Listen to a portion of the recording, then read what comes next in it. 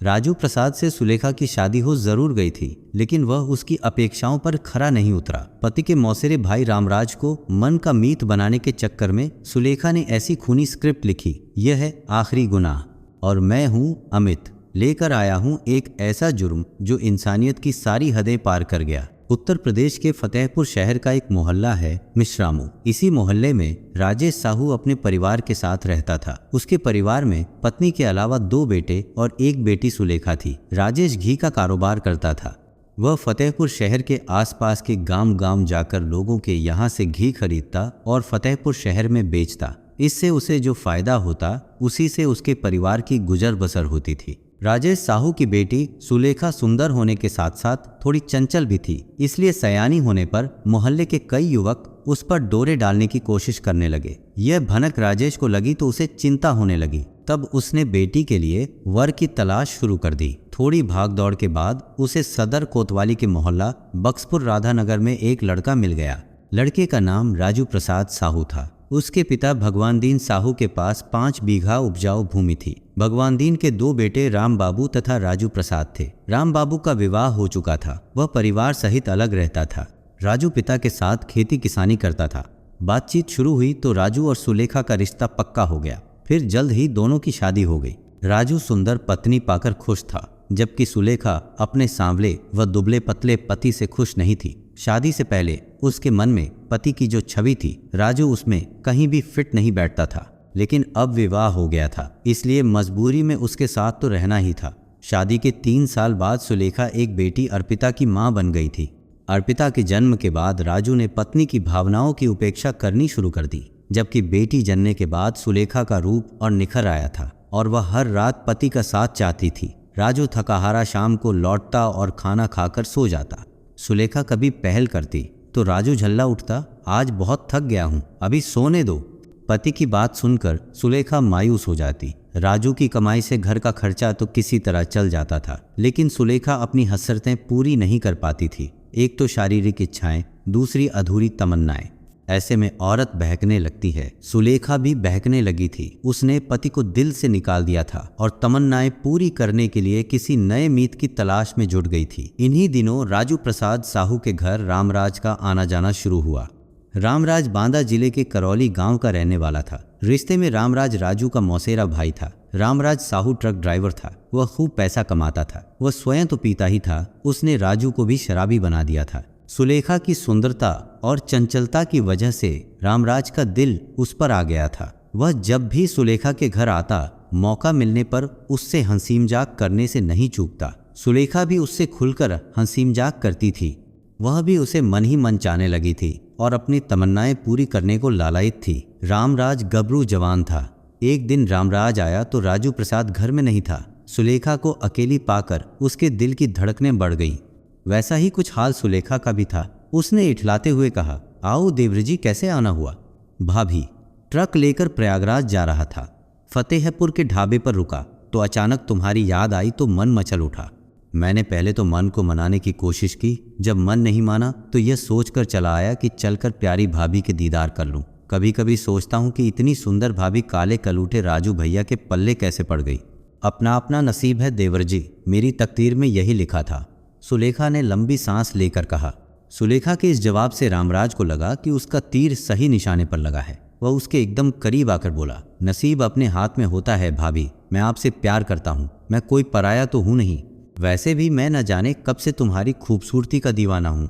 देवर जी, ये दीवानापन छोड़ो और अब चुपचाप चले जाओ। कहीं वह आ गए तो पता नहीं क्या सोचेंगे। सुलेखा ने उसकी आंखों में झांकते हुए कहा। रामराज ने उसे बाहों में भर कर कहा, भाभी, मैं चला तो जाऊंगा पर खाली हाथ नहीं जाऊंगा। आज तो तुम्हारा प्यार लेकर ही जाऊंगा। सुलेखा को बाहों में भरते ही उसने उसके साथ छेड़छाड़ शुरू कर दी थी। सुलेखा ने उसकी इस हरकत का कोई विरोध नहीं किया। इसकी वजह यह थी कि वह भी यही चाहती थी। उसने मुस्कुराते हुए कहा, भूखे भेड़िए की तरह क्यों टूट पड़ रहे हो? थोड़ा सब्र से काम लो, दरवाज़ा खुला है। वैसे भी तुम जो कर रहे हो वह ठीक नहीं है। रामराज समझ गया कि सुलेखा को कोई आपत्ति नहीं है। इसका उसने पूरा फायदा उठाया और अपने तथा सुलेखा के बीच की दूरियां मिटा दी। इस तरह सुलेखा के कदम एक बार बहके तो बहकते ही चले गए। मौका मिलते ही रामराज सुलेखा के घर आ जाता। सुलेखा भी उसका हर तरह से सहयोग कर रही थी। इसकी वजह यह थी कि वह उसके पति से हर मायने में 21 था। सुलेखा ने रामराज से अवैध रिश्ता बनाया तो वह उसकी हर तमन्ना पूरी करने लगा। वह उसकी आर्थिक मदद तो करता ही था, उसके लिए नई साड़ियाँ तथा अन्य सामान भी लाता था। राजू उसके आने पर कोई टोकाटाकी न करे, इसके लिए वह उसे मुफ्त में शराब पिलाता था। सुलेखा और रामराज का यह अवैध संबंध चोरी छिपे सालों तक चलता रहा। आखिर कब तक उनका यह गलत संबंध छिपा रहता? वे समय के साथ लापरवाह होते गए। परिणाम स्वरूप एक दिन राजू प्रसाद ने दोनों को आपत्तिजनक स्थिति में देख लिया। फिर तो उसे समझते देर नहीं लगी कि उनके बीच यह खेल काफी दिनों से चल रहा है। रामराज चूंकि उसका मौसेरा भाई था और उससे ज्यादा ताकतवर भी था, राजू प्रसाद ने उससे सीधे टकराना उचित नहीं समझा। उसके जाने के बाद उसने सुलेखा को आड़े हाथों लेते हुए कहा, शर्म आनी चाहिए तुम्हें यह सब करते हुए। एक बच्ची की माँ होने के बाद तुम नीचता पर उतर आई हो। इसके बाद जब दोनों में तू मैं शुरू हुई तो बात बढ़ती गई। राजू को गुस्सा आ गया तो उसने सुलेखा की जमकर पिटाई की, लेकिन इस पिटाई के बाद भी सुलेखा ने रामराज को नहीं छोड़ा। वह रामराज की इतनी दीवानी हो चुकी थी कि जब उसे घर में उससे मिलने का मौका नहीं मिलता तो वह किसी न किसी बहाने बाहर जाकर उससे मिलन कर लेती। जब इसका पता राजू प्रसाद को चलता तो वह शराब पीकर सुलेखा और रामराज को खूब गालियां बकता। 25 मार्च 2021 की रात राजू प्रसाद ने एक बार फिर सुलेखा और रामराज को आपत्तिजनक स्थिति में देख लिया। रामराज तो भाग गया, लेकिन सुलेखा कहाँ जाती? राजू ने सुलेखा को बेतहाशा पीटा और जमकर गालियां सुनाई। होली के एक दिन पहले यानी 27 मार्च को भी राजू ने सुलेखा को बहुत पीटा। पीटने के बाद वह घर के बाहर शराब पीने चला गया। उसके जाने के बाद सुलेखा ने अपने प्रेमी रामराज से मोबाइल फोन पर बात की और उसे दुम दबाकर भाग जाने का उलाहना दिया। उसने यह भी बताया कि राजू ने पीट पीट कर उसकी देह स्याह कर दी है। अब वह उसका जुल्म और बर्दाश्त नहीं करेगी। जल्द ही कोई रास्ता निकालो। अब वह उससे तभी मिलेगी जब रास्ते का कांटा साफ हो जाएगा। 28 मार्च 2021 को होली थी। रामराज बाइक से दोपहर 12 बजे राजू प्रसाद के घर जा पहुंचा। उसके मन में तो नफरत थी, लेकिन उसने दिखावे के तौर पर राजू के पैर छुए और बोला, भैया आज होली है, गले मिलने आया हूँ, अपनी गलतियों की माफ़ी भी मांग रहा हूँ, हो सके तो मुझे माफ़ कर दो। राजू प्रसाद ने एक नज़र रामराज के चेहरे पर डाली और फिर उसे गले लगा लिया। इसके बाद दोनों बातचीत करने लगे। बातचीत में उलझाकर रामराज ने उसे शराब पीने के लिए राजी कर लिया। इस बीच रामराज ने सुलेखा को इस बात की जानकारी दे दी कि आज वह चुभने वाला कांटा निकाल फेंकेगा। इसके बाद रामराज ने राजू को अपनी बाइक पर बिठाया और निकल गया। दूसरे दिन सुलेखा रोते हुए जेठ रामबाबू के घर पहुंची और उसे बताया कि राजू कल दोपहर से घर से गायब हैं, पता नहीं कहाँ चले गए। रात भर वह उनके लौटने का इंतजार करती रही। उनका पता लगाओ, उसका जी घबरा रहा है।